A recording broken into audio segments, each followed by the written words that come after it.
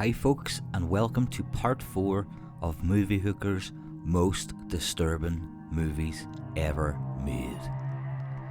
For this video, I want to talk about a 2019 movie from Germany called The Golden Glove. Now, I know 2019, that is quite a recent release, but trust me folks, this one fits the bill. The Golden Glove is based on a 2016 novel of the same name by author Heinz Strunk. The author can also be seen in the movie as he has a little cameo and plays one of the customers in the bar. The Golden Glove is a factual retelling of some of the life and the crimes of serial killer Fritz Honka, a German killer that killed 4 women between the years 1970 and 1975. He cut up their bodies into little pieces and hid all their decomposing body parts around his tiny little loft apartment.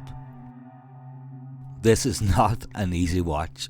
It is truly unsettling and probably one of the most depressing and ugliest movies I have ever witnessed. The performance from the lead actor, Jonas Dassler, is, man, out of this world, and it really seemed that he put himself in this morbidly dark place to play this guy. And you as the viewer, it's like you become this silent yet observant flatmate, but you're paralysed of any movement or numb of any thought, and you're unable to call out. You just have to sit there and watch him commit these crimes. I mean, the film really puts you in there, and there is a really horrible and ugly place. And another thing, the guy Jonas Dassler, he was only 22 years old at the time. Not only that, but I'm pretty sure The Golden Glove was, I'm not sure if it was his first movie, but it was one of his first movies, and he was casted off of a play. So, yeah, hats off to that guy. He was 22 years old, man, but playing such a horrible, sick son of a bitch. Honka's victims were already victims, and The Golden Glove is also a movie about that. It's about their suffering, and they're victims of like a crippling and collapsed German society living in post-war Hamburg. And Honka used that as a cruel way to lure his victims because he had a little bit of cash, you know. He had to work. That's another thing. That phrase, the banality of evil, comes into mind again. This guy did not know what he was doing, was fucked up, and my God, it was seriously fucked up. But yeah, he had cash, so he was able to sit at the bar, and he was that ugly. He couldn't even buy a girl a drink because they would be revolted by him. At least that's what he thought, and to be honest, they probably would. He was a bit of a creep. He had like a fucking hunchback, and he was not an attractive dude. But yeah, he would sit and he'd say to the barman, "Go over there and buy that girl a drink, but don't tell her it's from me." And you're like, Jesus Christ. There was something really creepy also about that. But my point is, those people, those poor ladies, they were all real people.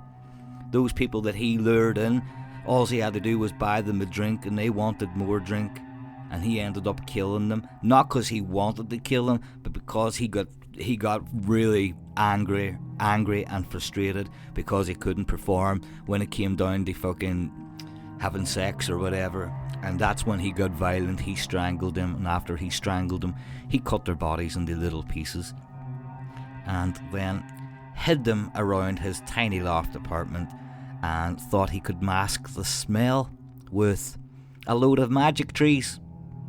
Now that's another thing. He wasn't a very smart killer. This dude was severely ill. There is no question about it. No question about it. What he done was horrible and he was a monster or whatever, but this man was very sick. Like, he was always going to get caught as soon as anybody of any importance came into that apartment building and just went, "Woo, what is that fucking smell?" And then they realised that Mr. Honka's got loads of fucking body parts, so he didn't even try and conceal it. He tried to maybe hide them for himself, but he wasn't very smart. He was a very ill man. So yeah, approach with caution. I really do approach with caution. This movie is a very unsettling movie, but I do believe that this is one hell of a serial killer movie. It is disgusting, and it makes you feel dirty, and it makes you feel like you should be holding a big bar of soap all the way through it, because you're just going to have to go and take a shower and wash the filth off of you But in saying that, it is filmmaking at its finest, and it is a rarity these days that we get something as vicious as we do in the Golden Glove. So guys, thank you very much for listening. This is part 4, and for part 5 I'm going to stay with Germany, and I'm going to go for a 2013 movie, one of my personal favourites. And these are all my personal favourites, by the way. The film I'll be talking about next is called Nothing Bad Can Happen, and trust me, something bad happens. Guys, thank you very much. If you enjoy this video, then hit the like and subscribe button and do all that jazz. And thank you for listening. Cheers, bye.